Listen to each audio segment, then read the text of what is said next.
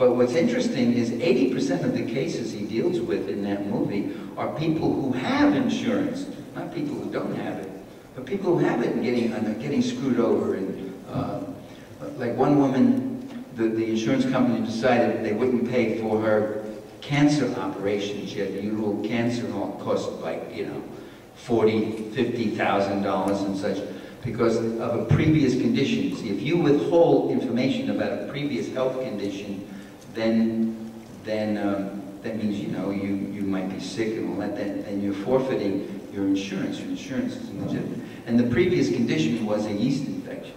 I mean, a yeast infection. You know, it's like getting a rash or something. So these were the cases all through the movie. So insurance, even having health insurance, there's no guarantee that you're going to be insured. There are doctors who are going broke on the insurance field, who simply have such fights trying to get payment for their patients that come in. They have to hire 2 people and extra staff just to keep writing these letters and wrenching this out of the insurance companies and having a horrible time. And we keep hearing about, rising health costs. That's become almost a mantra. It's an incantation. Rising health costs, rising health costs. And again, you know, I ask you, I beg you, please start asking why. Why are there rising health costs? Why, as inflation goes like this, the rising health costs go like that and keep going astronomically up? Why? Where's all that money going? It isn't going to healthcare providers. It isn't going to hospital workers. They're among the poorest paid people in America. So who's getting that money? It isn't going to the doctors. They're becoming more resentful, more broke, more at the mercy of big pharmacy and big insurance cartels. So who's getting it? It's the big investors who are just jacking up those costs as they want, because they know people will pay anything when it's a matter of their survival. It's the same kind of free feed that the oil companies are doing, just jacking it up and jacking it up, because the public has no alternative. Hey, we got these people in a monopoly situation. Let's just keep wringing it out of them as best we can. Privatization of public services, disappearing pension funds, cutting disability assistance and family support, undermining occupational safety regulations and consumer and environmental regulations, protections. And the Bush administration has been tireless in doing that. And with inflation and price gouging oil companies and the like, real wages have remained flat, or during that 2001 to 2005 so-called prosperity boom, real wages just remained flat. In the last 2 years, real wages have declined in actual buying power for middle class and lower class people. All the profits that are being made in the last few years, pretty much all of it goes to the top 2 or 3%. Yet there are people who are willing to put a positive spin on all this. I heard a National Public Radio commentator some time ago. He put it this way: if you remove food, fuel, and housing from the equation, inflation hasn't been all that bad. Why didn't I think of that? Why didn't we? Yeah, you remove a few other things and inflation disappears altogether, right? But that's an interesting mode of analysis, isn't it, to do that? I wonder if you could apply that in other things. Can you? If you don't count the last 15 years, none of us has aged all that much.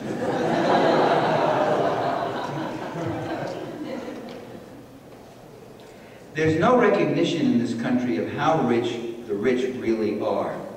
I have on my website, michaelparenti.org. Abraham, did you announce my website? You did? All right. Okay, on that website, there's an article I wrote years ago. It's called "The Super Rich Are Out of Sight." I hope it's on there under the articles section. And I deal with this thing. I even called up the Census Bureau, or the Bureau of Labor Statistics, and a few other places. It's a real joke. In the U.S., when you say who are the wealthy people, they will say it's the top 20%. the top fifth, top quintile, if you will. The top fifth makes, used to make 9 times more than the bottom fifth. And now the top fifth makes 14 times more than the bottom fifth. And I start saying, oh, they call it, not the top fifth, they call it the richest fifth. This is the richest. I said, what are you talking about the fifth? You know what a fifth of this country is? You know what it takes to be in the top fifth? You make over $75,000, you're in the top 20%. That's not rich. You make, if you want to be in the top 3%, top 3%, you make $300,000. Now, $300,000 is a very tidy sum. I've never seen that kind of income. But that still isn't rich, you know.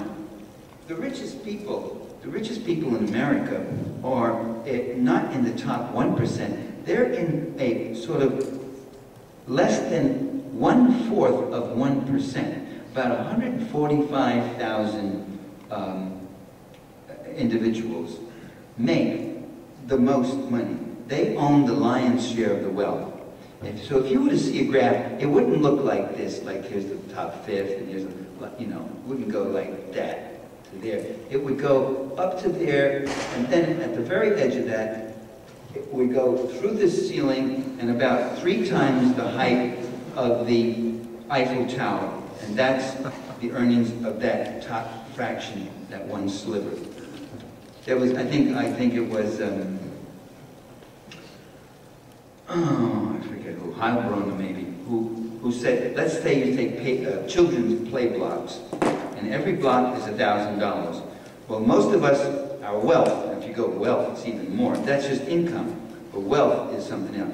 Most of us, our wealth, if we had children's blocks, we'd have nothing on the ground, maybe a few around us. If you have a homeowner and you paid your house and all that, then your blocks might be this high in savings. But if you get to that top fraction, who really own it all, their blocks would go higher than Mount Everest a couple of times over. It would be astronomical. It would be beyond your sight. So stop looking at the spread between the top fifth and the lowest fifth. I mean, that's something to consider, of course. But the real spread is between the Morgans, the Mellons, the Murdochs on one side, and the janitors who clean their offices. And that spread is more like 800,000 to 1, not 14 to 1.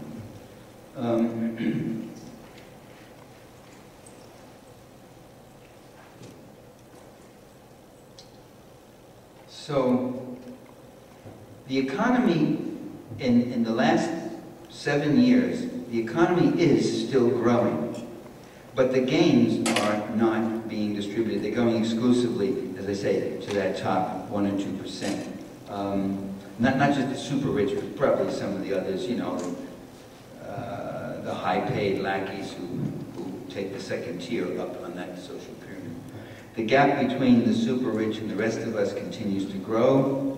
And meanwhile, reactionary opinion makers keep telling us that the economy is fine and that it's the government that's the problem. And by government, they mean human services and domestic spending. The substantive economic democracy that we have fought for, that's what they mean by government. They want big government themselves if it means state power, if it means more police, more military, more surveillance, multi-million-dollar subsidies for corporations. They're all for government and big spending. They want deficit spending. Deficit spending benefits the rich. The biggest deficit spenders in America have been these right-wing reactionary presidents that we've had. When Ronald Reagan came into office in 1980, the national debt was $800 billion.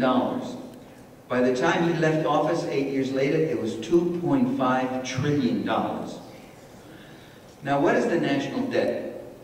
The government does deficit spending. What is deficit spending? That means you spend more money than you take in tax revenues. Now, how can the government spend more than it takes in tax revenues? It borrows money. Where does it borrow the money from? It borrows money from people who have money, who want to make more money on their money. It borrows money from rich creditors, the super rich in America, and sometimes from abroad.